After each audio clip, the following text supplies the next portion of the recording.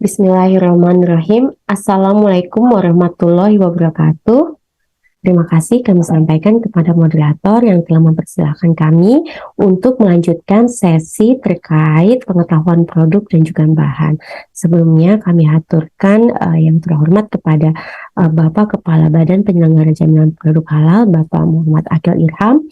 Kemudian yang terhormat Bapak Kepala Pusat Pembinaan dan Pengawasan Jaminan Produk Halal, Bapak Zikro, para satuan tugas layanan jaminan produk halal di seluruh Indonesia yang mengikuti secara daring, dan kemudian para pimpinan dari lembaga pendampingan proses produk halal, serta yang kami hormati Bapak Ibu penyuluh halal di lingkungan seluruh Kementerian Agama di seluruh Indonesia. Pada kesempatan ini kami akan menyampaikan pengetahuan terkait produk dan juga bahan yang mana mengacu kepada ketentuan dalam Undang-Undang Nomor 11 Tahun 2020 tentang Cipta Kerja dan kemudian regulasi turunannya dalam Peraturan Pemerintah Nomor 39 Tahun 2021 dan Peraturan Menteri Agama Nomor 20 Tahun 2021 tentang sertifikasi halal bagi pelaku usaha mikro dan kecil. Adapun outline yang akan kami paparkan dalam sesi ini terdiri dari 3, yaitu pertama, paparan singkat terkait kriteria sistem jaminan produk halal, yang kedua, produk, dan yang ketiga adalah bahan.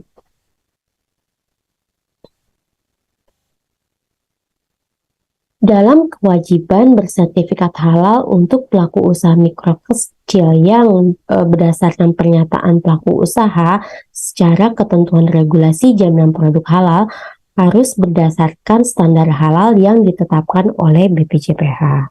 Sesuai dengan amanat tersebut, BPJPH telah menetapkan melalui keputusan Kepala BPJPH Nomor 57 Tahun 2022 tentang Manual Sistem Jaminan Produk Halal, di mana dalam Manual Sistem Jaminan Produk Halal itu disusun terkait kriteria yang perlu diterapkan oleh pelaku usaha dalam kegiatan sertifikasi halal untuk menjaga kesinambungan proses produk halal.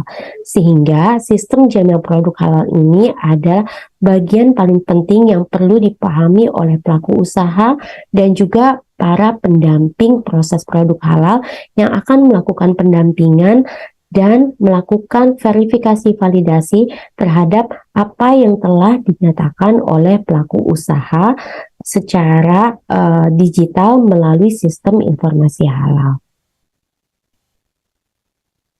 Dan dalam kriteria sistem jaminan produk halal terdapat 5 kerangka prinsip dasar yang disebut Arkan Al-Halal yang terdiri dari 1. Komitmen dan tanggung jawab, 2. Bahan, 3. Proses produk halal, 4. Produk, 5. Pemantauan dan evaluasi. 5 kerangka prinsip dasar ini saling berhubungan dan bagian yang paling penting dari proses produk halal adalah poin terkait bahan, proses produk halal, dan juga produk. Namun dalam sesi ini kami akan menyampaikan pengetahuan terkait bahan dan juga produk. Pada saat pelaku usaha mikro dan kecil akan mengajukan sertifikasi halalnya, tentu saja ini akan terkait dengan bentuk produk yang akan diajukan. Produk ini akan diajukan dan ditetapkan sebagai produk halal, yang mana produk halal ini secara definisi adalah produk yang telah dinyatakan halal sesuai dengan syariat Islam. Untuk kriteria bagaimana produk itu dinyatakan halal sesuai dengan syariat Islam, ada berbagai parameter. Yang pertama, nama produk. Yang kedua, bentuk produk. Yang ketiga, pengemasan produk. Untuk nama produk, sebagaimana yang telah disampaikan pada sesi sebelumnya, dapat diidentifikasi nama-nama produk yang tidak dapat digunakan pada produk yang akan diajukan sertifikasi halal. Contohnya adalah jika nama produk menggunakan nama minuman beralkohol, di sini kami berikan contoh root beer atau es rasa rum, maka dapat direkomendasikan untuk tidak diajukan sertifikasi halalnya dan bisa diminta kepada pelaku usaha mengganti nama produk tersebut. Selain itu juga tidak menggunakan nama babi dan anjing serta turunannya, sebagai contoh beef bacon dan hotdog. Untuk hotdog ini bisa juga diganti sebagai rekomendasi kepada pelaku usaha diganti menjadi hotdog. Selain itu juga jika nama produk bertentangan dengan akidah Islam, mengarah pada hal yang menimbulkan kekufuran atau kemaksiatan, atau menggunakan kata yang berkonotasi erotis, vulgar, atau porno. Ini contohnya jika menggunakan nama produk berupa mie setan, atau di sini kami berikan contoh juga keripik janda genit yang memiliki konotasi negatif.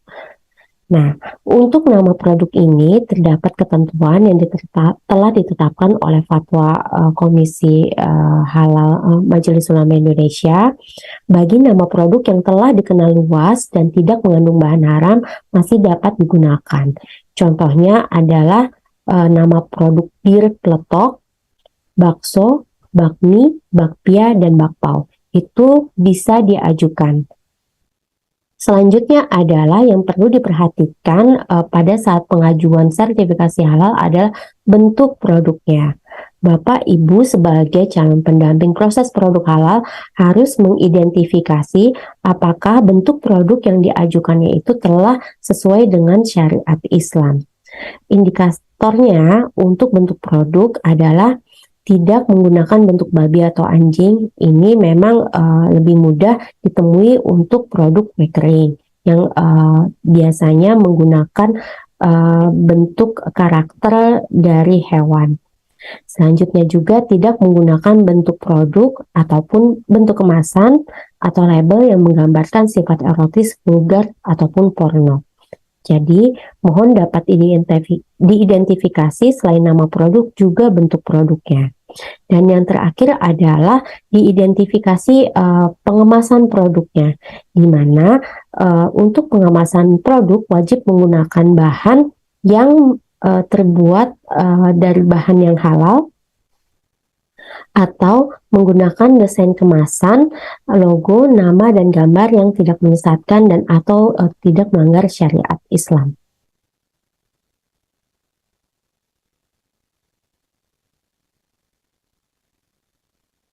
Untuk produk-produk tersebut kami kelompokkan dalam jenis produk sesuai dengan ketentuan Keputusan Menteri Agama nomor 748 tahun 2021. Namun untuk pengajuan self-declare jenis produk tersebut kami batasi dan kami tetapkan diatur dalam Keputusan Kepala BPJPH nomor 150 tahun 2022, yang mana dalam Keputusan Kepala BPJPH tersebut beberapa kelompok produk yang dapat diajukan self-declare itu secara garis besar hanya 3, yaitu makanan, minuman, dan obat. Untuk makanan terdiri dari 13 jenis produk, untuk minuman 1 jenis produk, dan untuk obat hanya 1 jenis produk. Secara rinci akan kami sampaikan dalam slide berikut.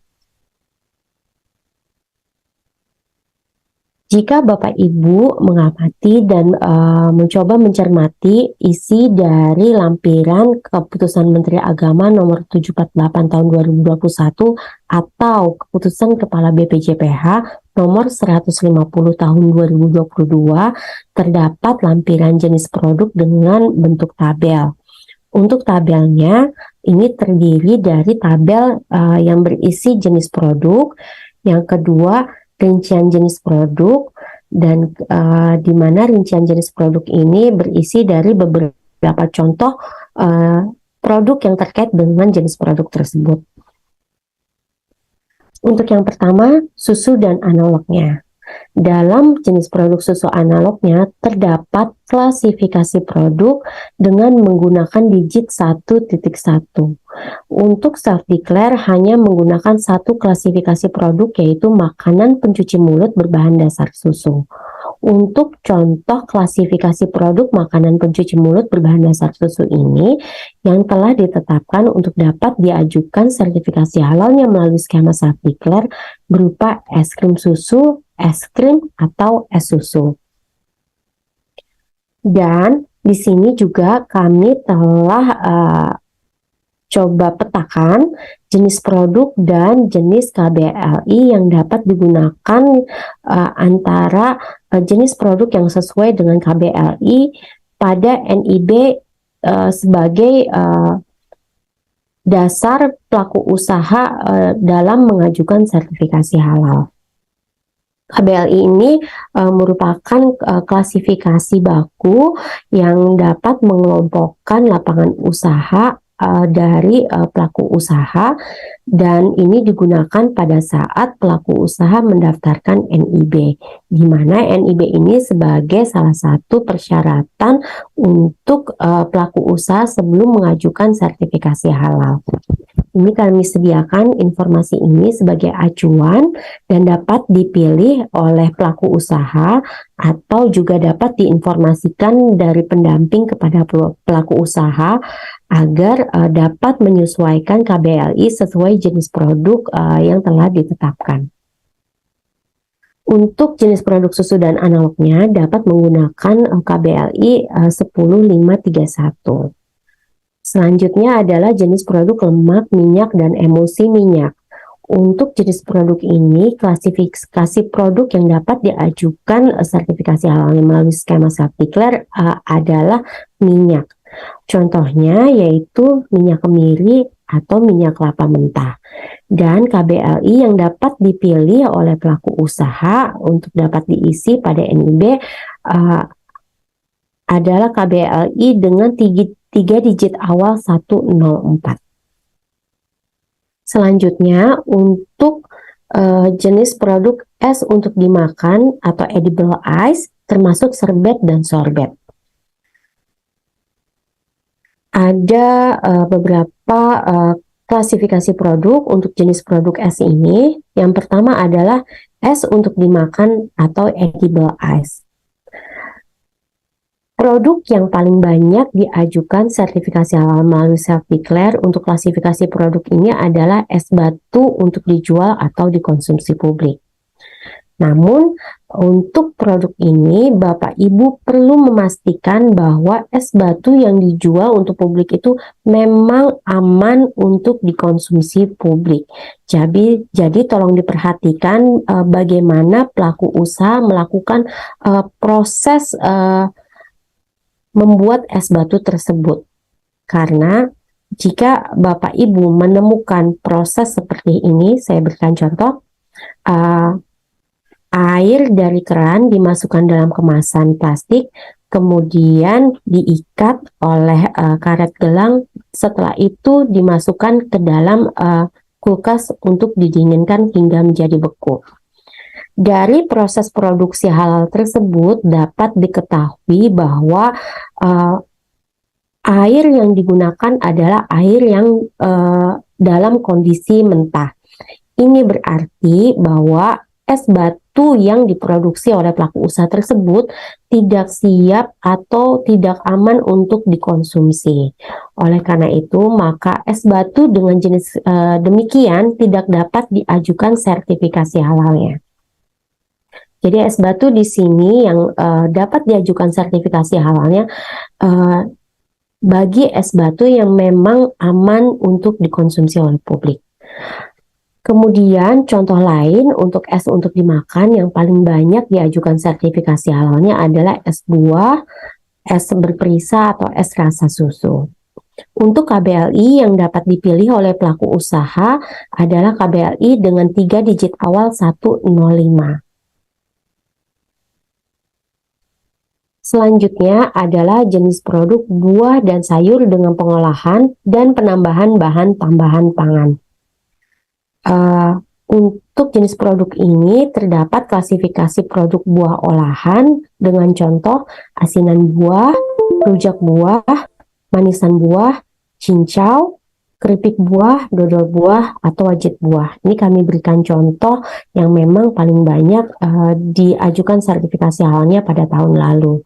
Tapi untuk secara rinci, contoh yang paling banyak dapat Bapak Ibu temukan dalam keputusan Kepala BPJPH nomor 150 tahun 2022. Selanjutnya, untuk jenis produk buah dan sayur ini, ada klasifikasi produk sayur, rumput laut, kacang, dan biji-bijian segar yang dilakukan pengolahan dan diberikan bahan tambahan pangan. Untuk contoh produknya adalah kuaci, emping melinjo, selai kacang, pasta tomat, kimchi, keripik bayam, keripik jamur, ataupun getuk singkong. Untuk KBLI yang dapat dipilih ini sangat banyak, ini silakan disesuaikan dengan produk yang diajukan sertifikat halalnya. Di sini contohnya ada dengan 3 digit awal 102, 103, atau 107. Saya berikan contoh jika produknya berupa asinan buah, maka dapat digunakan KBLI 10311 Industri Pengasinan Buah-buahan dan Sayuran. Selanjutnya adalah jenis produk kembang gula, permen, dan coklat, di mana dalam jenis produk ini terdapat 3 rincian jenis 3 klasifikasi produk. Yang pertama adalah produk kakao dan coklat termasuk produk pengganti coklat. Yang kedua kembang gula atau permen. Yang ketiga adalah gula dekorasi. Untuk contohnya diantaranya adalah bubuk minuman coklat atau pralin atau coklat isi. Kemudian bisa juga berupa gula kapas, gulali, enting-enting, atau juga saus topping olesan coklat atau olesan manis. Di mana untuk KBLI yang dapat digunakan adalah KBLI dengan 3 digit awal 107. Selanjutnya jenis produk serealia dan produk serealia yang merupakan produk turunan dari biji serealia, akar dan umbi, kacang-kacangan, dan empulur dengan pengolahan dan penambahan bahan tambahan pangan. Untuk jenis produk serealia ini memiliki klasifikasi produk yang banyak untuk dapat diajukan sertifikasi halalnya melalui skema self-declare. Yang pertama, untuk klasifikasi produk biji-bijian olahan, contoh produknya adalah emping beras atau gaplek. Kemudian klasifikasi produk tepung dan pati dengan penambahan bahan tambahan. Untuk contoh produknya bisa berupa tepung beras ketan, tepung kacang hijau, tepung kacang merah, dan sebagainya. Selanjutnya adalah klasifikasi produk serealia untuk sarapan termasuk roll oats. Ini yang paling mudah didapatkan adalah untuk produk nasi dan jagung. Dan KBLI yang dapat digunakan ini khusus untuk serealia bisa menggunakan KBLI dengan digit 106, atau juga jika dalam bentuk keripik atau kerupuk bisa menggunakan KBLI industri kerupuk, keripik, peyek, dan sejenisnya. Selanjutnya masih dengan jenis produk serealia dan produk serealia olahan, ada juga klasifikasi produk pasta dan mie serta produk sejenisnya. Ini contoh produknya adalah mie basah atau kulit pangsit, kemudian produk mie sayur ataupun kerupuk dalam kondisi mentah. Jadi jika pelaku usaha memang menjual kerupuknya dalam kondisi mentah, dapat digolongkan dalam klasifikasi produk pasta dan mie serta produk sejenisnya. Selanjutnya adalah klasifikasi produk makanan pencuci mulut berbasis serealia. Untuk hal ini contoh produknya adalah sagu atau pati mutiara. Dan kemudian klasifikasi produk tepung untuk adonan, dan ini paling banyak diajukan sertifikasi halal. Untuk contoh produknya adalah tepung sebagai pelapis, tepung bumbu, atau tepung bakwan.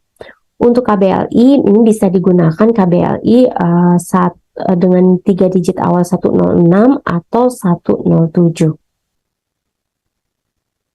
Dan yang terakhir dari jenis produk serealia ini ada klasifikasi produk kedelai. Sebagai contoh untuk produknya adalah tahu, tauco, dan tempe. Dan untuk KBLI yang dapat digunakan ini bisa KBLI dengan digit 103 atau 107.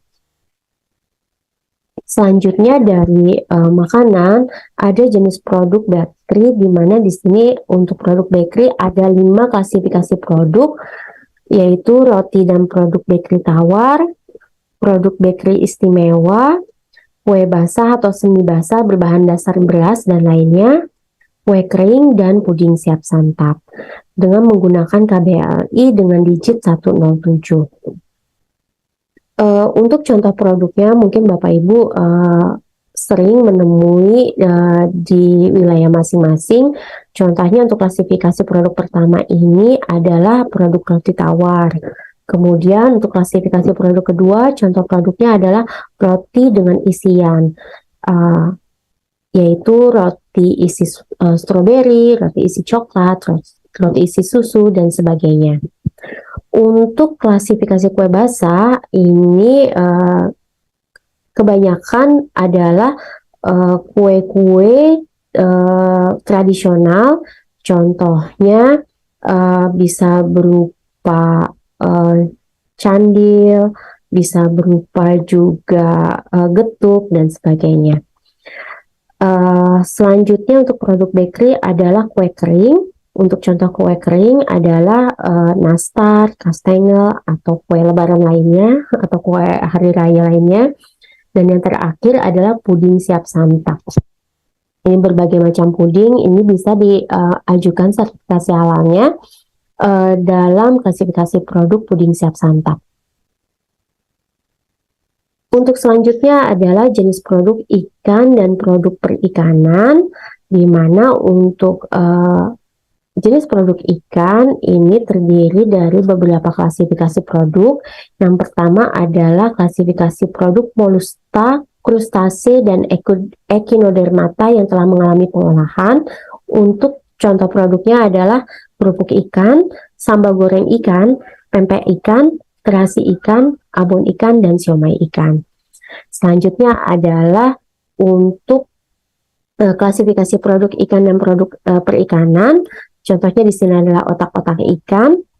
Dan untuk KBLI bisa menggunakan KBLI dengan 3 digit awal 102. Masih jenis produk ikan, di sini ada tambahan KBLI yang dapat digunakan adalah KBLI dengan digit 107. Namun silakan sesuaikan dengan nama produk yang diajukan.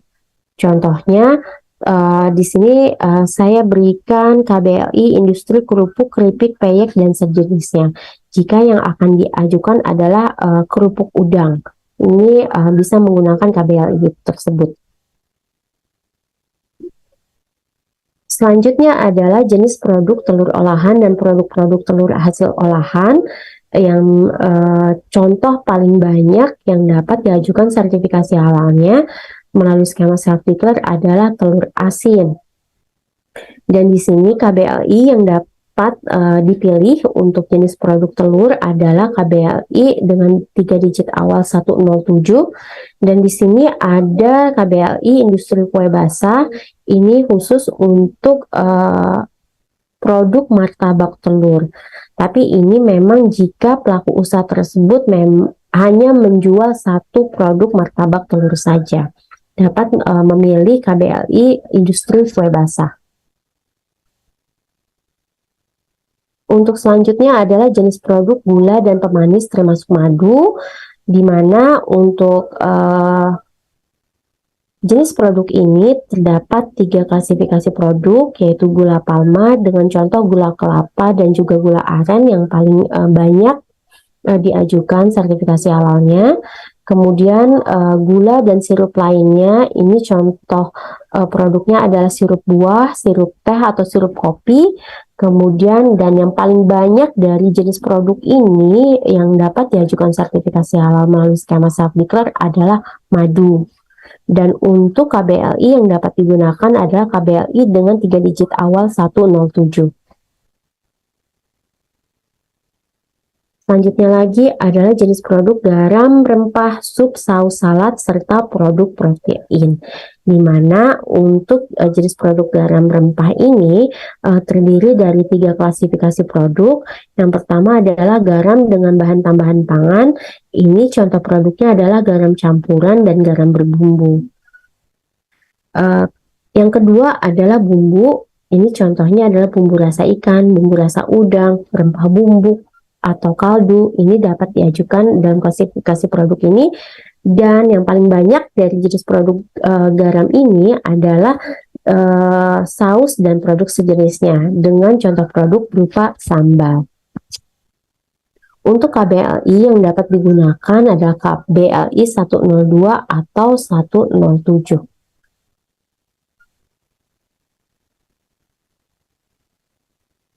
Jenis produk lainnya adalah makanan ringan siap santap, di mana untuk makanan ringan siap santap ini adalah jenis produk yang paling banyak diajukan sertifikasi halalnya melalui skema self-declare, karena memang sederhana prosesnya dan juga menggunakan bahan-bahan yang sederhana. Ini terdiri dari 3 klasifikasi produk. Yang pertama adalah makanan olahan berbahan dasar kentang, umbi, serealia, tepung atau pati. Ini contohnya adalah kerupuk beras, rengginang, atau rempeyek. Untuk klasifikasi produk kedua yaitu olahan kacang, termasuk kacang terlapisi dan campuran kacang.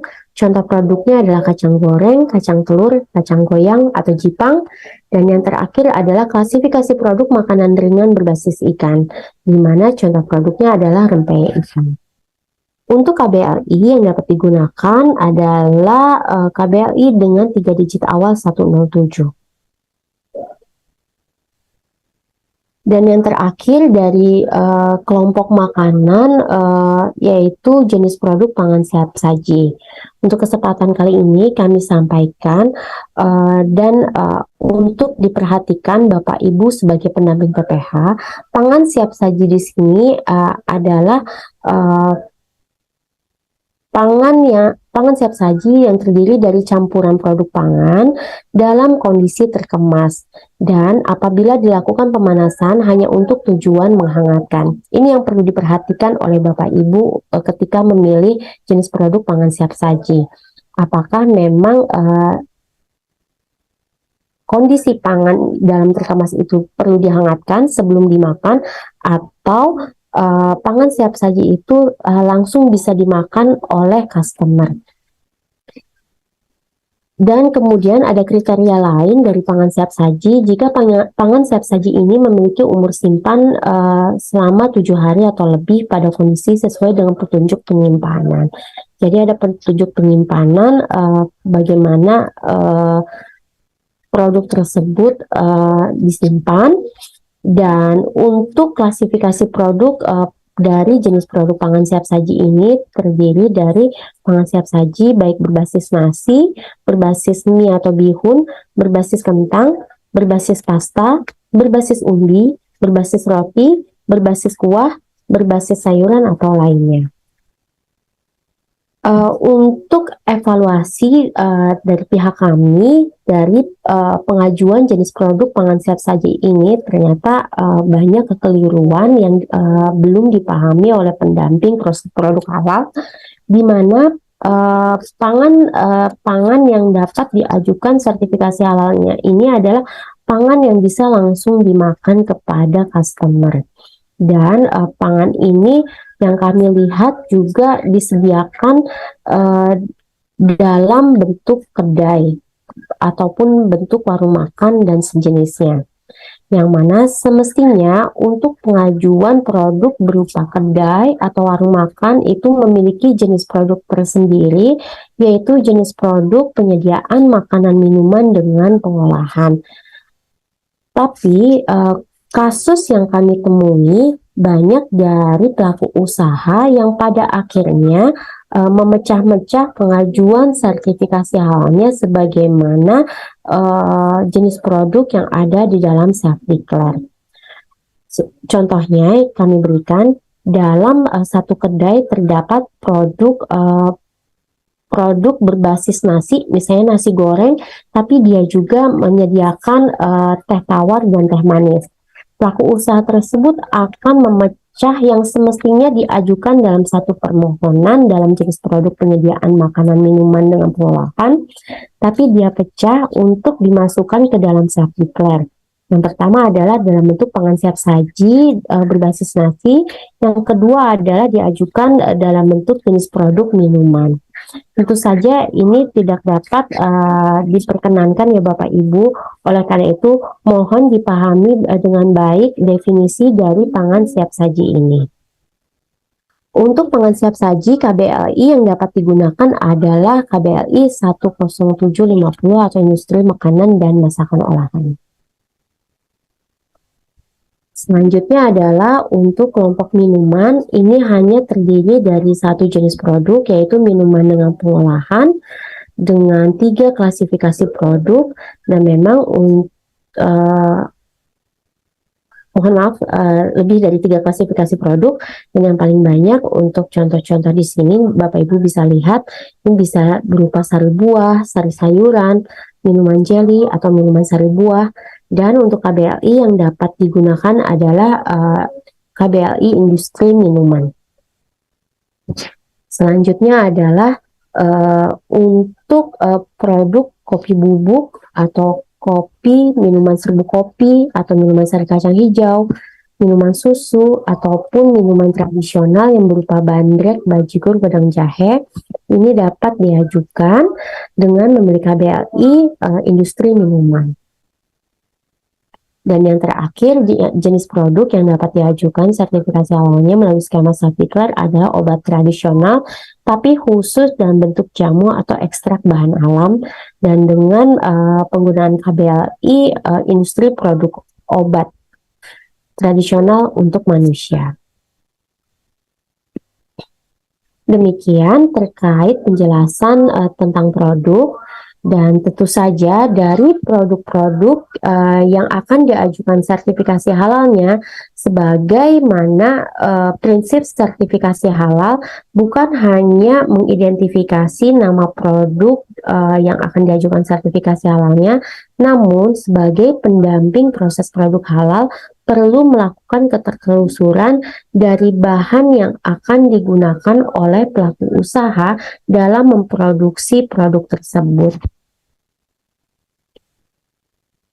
Bahan ini secara definisi adalah unsur yang digunakan untuk membuat atau menghasilkan produk yang dipersyaratkan dalam sistem jaminan produk halal, di mana bahan ini mencakup 5 kategori, yaitu bahan baku, bahan tambahan, bahan penolong, kemasan produk, dan bahan penolong pencucian. Untuk bahan baku dan bahan tambahan, ini adalah bahan-bahan yang digunakan dalam pembuatan produk dan menjadi bagian dari komposisi produk atau ingredient, sedangkan bahan penolong adalah bahan yang digunakan untuk membantu proses produksi, tetapi tidak menjadi bagian dari komposisi. Sebagai contoh untuk bahan penolong adalah enzim, kemudian bahan pelarut, air untuk mencuci peralatan, atau kuas untuk mengoles. Sedangkan untuk kemasan produk ini, sebagaimana ketentuan yang di awal tadi, ini perlu dijelaskan kemasan produknya berupa apa, apakah kemasan dalam plastik, kemasan kertas, atau kemasan karton, dan ini untuk mengidentifikasi apakah dalam kemasan tersebut terdapat nama, simbol, gambar yang akan bertentangan dengan syariat Islam. Dan kemudian yang terakhir, mengapa perlu diketahui juga bahan penolong pencucian, ini terkait bahan apa yang digunakan oleh UMK dalam proses pencucian peralatan atau fasilitas lain agar terbebas dari najis. Untuk kriteria bahan dalam self-declare ini ada hal penting yang perlu diketahui, di mana kriteria bahannya itu sudah dipastikan kehalalannya atau tidak menggunakan bahan berbahaya. Untuk bahan yang digunakan yang sudah dipastikan kehalalannya ini perlu dibuktikan dengan sertifikat halal, atau bahan tersebut termasuk dalam daftar bahan sesuai Keputusan Menteri Agama Nomor 1360 Tahun 2021 tentang bahan yang dikecualikan dari kewajiban bersertifikat halal.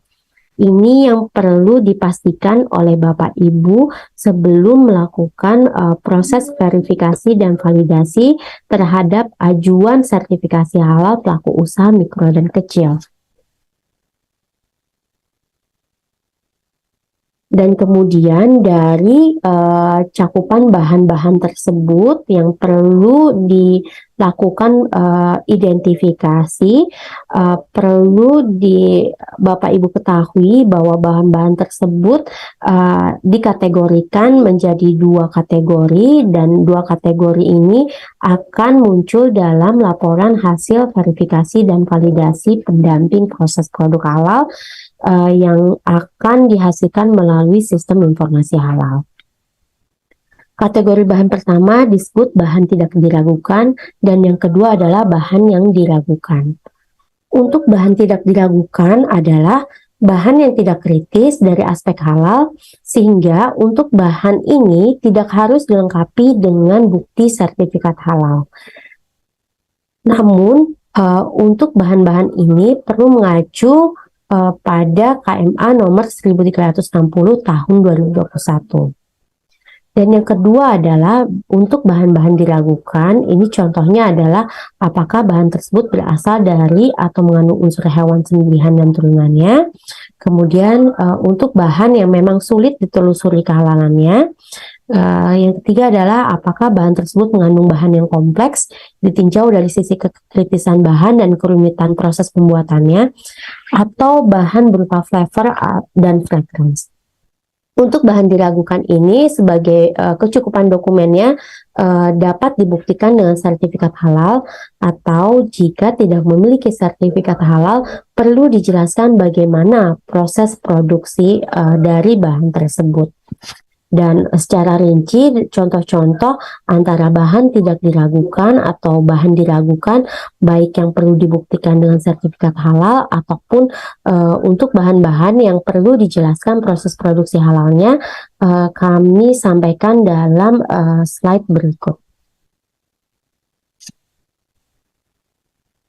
Untuk bahan tidak diragukan, ini kami kelompokkan juga sebagaimana Keputusan Kepala BPJPH nomor 58 tahun 2021 tentang instrumen verifikasi dan validasi pendamping proses produk halal, di mana untuk bahan tidak diragukan ini mencakup bahan nabati, bahan kimia, air murni, madu murni, royal jelly murni, bahan tambang, telur segar, dan ikan segar. Dan Bapak Ibu bisa melihat beberapa contoh dari kelompok bahan tersebut. Misalnya untuk bahan nabati adalah sayuran segar, buah segar, kacang-kacangan segar, atau juga bentuk rempah-rempah kondisi segar. Dan selanjutnya sampai dengan di sini kami berikan contoh untuk ikan segar. Ini adalah khusus untuk ikan hewan air yang memang digunakan dalam kondisi segar oleh pelaku usaha UMK dalam memproduksi produknya. Untuk bahan-bahan tidak diragukan ini, saat ini kami sediakan datanya melalui Si Halal, sehingga untuk memudahkan baik pelaku usaha maupun Bapak Ibu sebagai pendamping PPH bisa mencari bahan tersebut dengan menekan tombol cari bahan tidak bersertifikat, kemudian tuliskan bahan yang digunakan. Contoh untuk sayuran segar perlu ditulis secara spesifik, misalnya bayam. Nanti akan secara otomatis dalam sistem Si Halal akan mengidentifikasi bahwa bayam tersebut merupakan bahan tidak diragukan dengan kelompok produk bahan nabati. Selanjutnya adalah bahan diragukan yang perlu dibuktikan dengan sertifikat halalnya. Ini adalah bahan-bahan yang memang mengalami pengolahan sehingga terdapat kritis baik dalam bahan maupun pada proses produksi halalnya. Untuk bahan-bahan ini Bapak Ibu dapat temukan digunakan untuk memberikan kemudahan sertifikat halalnya pada menu cari bahan bersertifikat pada si halal. Dan selanjutnya adalah untuk kategori bahan diragukan yang jika bahan-bahan tersebut belum memiliki sertifikat halal, tapi bisa diakui dengan penjelasan proses produksinya. Pada umumnya bentuk bahan ini termasuk dalam Keputusan Menteri Agama nomor 1360 tahun 2021. Namun karena pada bahan tersebut terdapat proses pengolahan, maka perlu dijelaskan bagaimana proses produksinya. Ini sebagai contoh, ini yang dapat menjadi acuan Bapak Ibu dalam menuliskan proses produksi halalnya. Ini contoh pertama adalah tepung beras. Jika tepung beras yang digunakan pada produk kue beras misalnya, digunakan tepung beras secara homemade, dia membuat sendiri. Itu sudah barang tentu tepung beras tersebut tidak ada sertifikasi halalnya. Tapi pelaku usaha perlu menjelaskan bagaimana proses membuat tepung beras tersebut. Di sini kami berikan contoh untuk tepung beras adalah proses produksinya, yaitu bahan nabati atau beras diproses secara fisik tanpa adanya penambahan bahan tambahan pangan. Selanjutnya yang paling banyak bahan yang digunakan dan belum bersertifikat halal adalah berupa tahu, tempe, tape, ataupun oncom. Jika untuk produk tersebut telah bersertifikat halal, itu akan lebih baik. Namun jika belum bersertifikat halal, perlu dijelaskan bagaimana proses produksinya. Ini proses produksi, kami berikan contoh untuk tahu adalah bahan nabati, atau bisa dibuat lebih spesifik, bahan nabati berupa kedelai, diproses secara fermentasi tanpa adanya penambahan bahan tambahan pangan. Namun untuk produk-produk ini karena berbentuk produk pengolahan dengan fermentasi, maka digunakan bahan lain berupa ragi. Perlu dipastikan ragi yang digunakan itu telah bersertifikat halal. Contoh produk lainnya yang dapat dijelaskan melalui proses produk halal namun termasuk kategori bahan diragukan adalah susu segar atau susu pasteurisasi murni, dadih, ikan kering atau ikan beku, terasi, etanol, kemasan plastik, kemasan kertas atau kemasan aluminium foil. Dan di sini kami berikan contoh bagaimana Bapak Ibu bisa menuliskan proses produksi halalnya. Dari penjelasan terkait produk dan bahan yang digunakan dalam produksi pelaku usaha mikro dan kecil, izinkan kami melakukan simulasi bagaimana tata cara Bapak Ibu bisa membantu pelaku usaha mikro dan kecil dalam mengidentifikasi. Dari pertama adalah nama produk, jenis produk yang digunakan, dan bahan-bahan apa saja yang digunakan dalam produknya. Jadi ini adalah 3 tahapan awal untuk mengidentifikasi produk. Pertama adalah mengidentifikasi dari nama produk pelaku usaha UMK yang diajukan dalam satu merek yang diproduksi oleh pelaku usaha. Untuk tips dalam penentuan nama produk ini, Bapak Ibu dapat menggali informasi dari pelaku usaha UMK, apakah ada media promosi penjualan dari produk.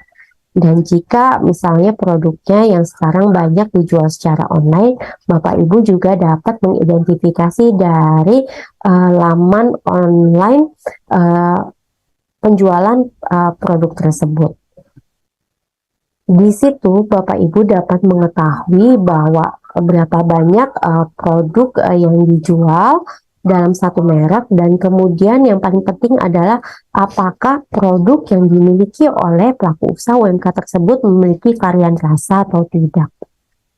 Selanjutnya, setelah mengidentifikasi nama produk, dapat diidentifikasi jenis produk dari nama produk tersebut. Dan kemudian setelah mengidentifikasi jenis produk dari produk tersebut, dapat dipilih KBLI yang sesuai dengan jenis produk. Setelah itu, Bapak Ibu dapat membantu mengidentifikasi penggunaan bahan yang digunakan pada proses produksi, dan Bapak Ibu sebagai pendamping PPH juga perlu menggali informasi apakah pelaku usaha UMK tersebut memiliki daftar bahan alternatif atau bahan pengganti jika bahan baku yang biasanya digunakan itu tidak tersedia di tempat pembelian. Untuk mengidentifikasi awal dari daftar bahan ini, Bapak Ibu bisa melihat dari komposisi bahan, terutama untuk bahan yang memang dikemas dalam kemasan tertentu. Yang kedua adalah diidentifikasi dari resep yang digunakan oleh pelaku usaha, dan yang terakhir adalah mengidentifikasi langsung pada saat proses verifikasi validasi di fasilitas produksi. Saya berikan contoh realnya dari bagaimana mengidentifikasi produk. Di sini saya menemui satu pelaku usaha UMK yang jika saya tanyakan pelaku usaha UMK tersebut menjual produknya adalah kentang Mustafa. Dia hanya menerangkan saya menjual kentang Mustafa. Nah, kemudian perlu kita gali kembali apakah ada media promosi penjualannya, dan ataupun jika dijual secara online boleh diminta link dari penjualan produk tersebut. Ternyata dari media promosi penjualan produknya diketahui bahwa ada beberapa informasi tambahan. Ini contohnya. Dalam promosi penjualan kentang Mustafa tersebut diketahui bahwa kentang Mustafa tersebut dibumbui dengan bumbu balado pedas manis segar dengan level kepedasan yang berbeda. Tersedia juga teri kacang original atau pedas. Di sini kita mendapatkan informasi bahwa pelaku usaha UMK tersebut tidak hanya menjual kentang Mustafa, tapi juga menjual produk lain berupa teri kacang. Dan kemudian ternyata kentang Mustafa dan teri kacangnya tersebut terdapat berbagai varian rasa.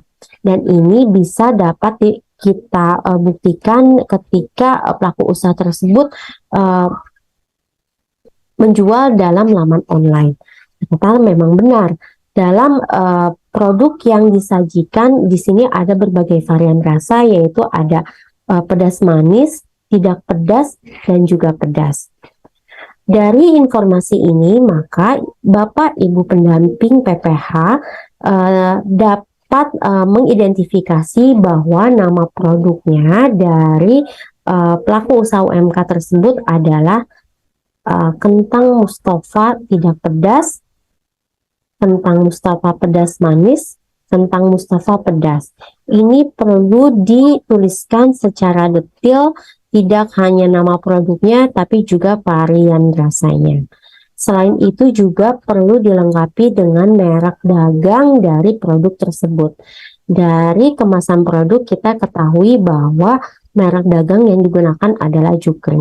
Jadi dituliskan dalam daftar nama produk pada saat pengajuan istiah halal perlu dilengkapi dengan format pengisian nama produk sebagai berikut. Demikian juga untuk teri kacang. Berkaitan dengan hal itu, maka kita dapat mengetahui bahwa terdapat 6 nama produk dalam daftar nama produk. Dan kita dapat mengetahui dari nama produk tersebut, jenis produknya adalah makanan ringan siap santap. Kemudian KBLI yang digunakan adalah KBLI industri pengolahan dan pengawetan lainnya, dan buah-buahan dan sayuran bukan kacang-kacangan.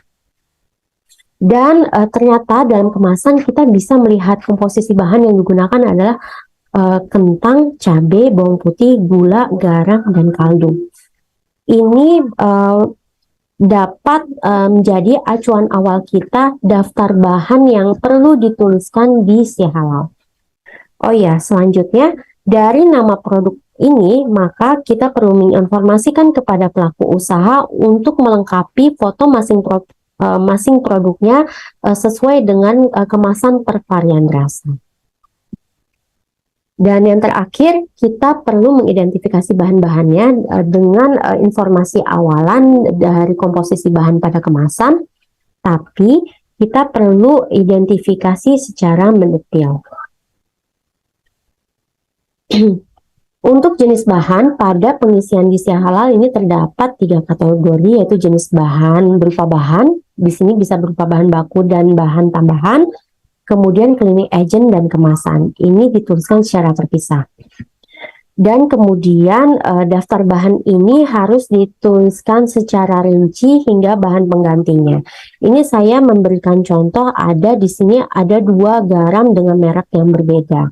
Ini mengindikasikan bahwa pelaku usaha UMK itu memiliki bahan pengganti jika garam merek A itu tidak ada di pasaran, dia mengganti menjadi garam merek B. Demikian juga minyak goreng yang sedianya yang biasa dia gunakan adalah minyak goreng merek D, kemudian jika tidak ada dia akan mengganti dengan minyak goreng merek E. Tapi sebagaimana kriteria Saviclar, produk-produk tersebut tetap harus dapat dibuktikan kehalalannya dengan sertifikat halal. Dan ini contoh bagaimana mengelompokkan bahan, apakah dia termasuk bahan diragukan atau tidak diragukan, dan untuk bahan-bahan tidak diragukan bagaimana mengklasifikasikan bahannya. Di sini kami berikan contoh, kentang termasuk bahan nabati, kemudian teri kering termasuk bahan ikan segar. Dan ini adalah kecukupan dokumen yang perlu dipersiapkan oleh pelaku usaha dan perlu diverifikasi validasi pendamping pada saat melakukan pemeriksaan langsung di fasilitas produksi. Demikian Bapak Ibu yang dapat kami sampaikan terkait informasi dan pengetahuan produk dan juga bahan. Sebagai pernyataan terakhir dari kami, untuk mengulas kembali terkait produk dan bahan, Bapak Ibu bisa membaca kembali Keputusan Menteri Agama nomor 748 tahun 2021 tentang jenis produk yang terkena kewajiban bersertifikat halal. Kemudian Keputusan Menteri Agama nomor 1360 tahun 2021 tentang bahan yang dikecualikan dari kewajiban bersertifikat halal. Dan yang paling penting adalah Keputusan Kepala BPJPH nomor 150 tahun 2022. Dan sebagai acuan untuk Bapak Ibu melakukan verifikasi validasi di lapangan, bisa mengacu pada Keputusan Kepala BPJPH nomor 58 tahun 2022. Demikian dari saya, dan untuk mengakhiri sesi siang ini, saya ucapkan Alhamdulillah. Wassalamualaikum warahmatullahi wabarakatuh.